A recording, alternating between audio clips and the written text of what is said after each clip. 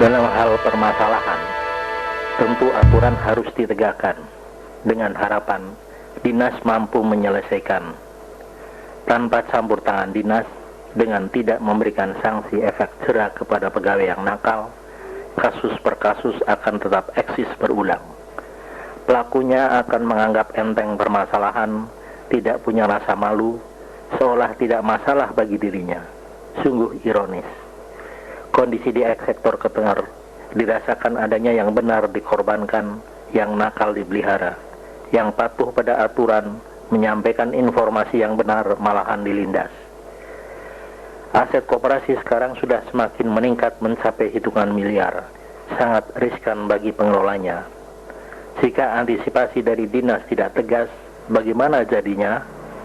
Jangan sekali-kali hanya dengan menyatakan bahwa itu masa lalu, yang lalu biarlah berlalu, tak usah digubris. Hal semacam ini adalah menunjukkan sebuah kebohongan, tidak profesional, dan hanya akan membuat mata rantai tambah panjang, menjadikan tetap eksis adanya permasalahan yang tidak pernah tuntas, yang mungkin pada suatu saat bisa menjadi bom waktu.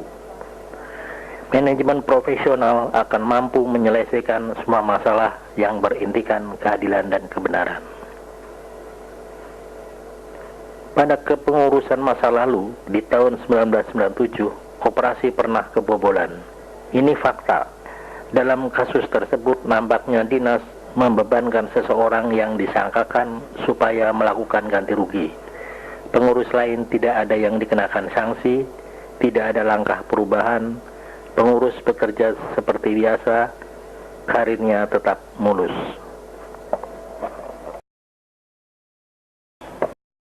Selisih uang. Pada laporan pertanggungjawaban pengurus tahun 2005, terdapat selisih uang, yaitu daftar pinjaman anggota tidak sama dengan di neraka. Setelah dibentuk tim investigasi, diketemukan banyak anggota yang tidak melunasi pinjaman. Sebelum dibentuk tim, saya sudah mendengar adanya selisih uang tersebut, namun tidak mengira jika ada anggota yang belum melunasi pinjaman, termasuk saya. Saya jadi penasaran, apakah benar hampir semua anggota belum melunasi pinjaman? Kemudian untuk mencari bukti, saya telusuri tanda terima potongan pinjaman yang masih tersimpan. Walhasil saya mempunyai bukti pengeluaran kas dan potongan pinjaman yang berbeda dengan laporan pertanggungjawaban pengurus dari bulan Juni tahun 1999 sampai dengan per 31 Desember tahun 2005. Data yang berbeda pada laporan sisa pinjaman periode tahun 2005, jangka pendek tanggal 1 November 2005 jumlah 3.450.000. Pada arsip saya, jangka pendek tanggal 4 Oktober 2005 jumlah 810.000. Dengan demikian, pada saat saya mengajukan pinjaman masih keadaan belum dilunasi. Padahal, setiap kali transaksi pengajuan pinjaman selalu dengan bukti pengeluaran kas yang datanya diambil dari catatan pinjaman pembantu umum 1, ditulis mengenai pokok pinjaman, bunga pinjaman, dan potongan sisa pinjaman. Sisa pinjaman diterimakan sebagai pinjaman baru. Dengan demikian, pinjaman lama otomatis menjadi lunas.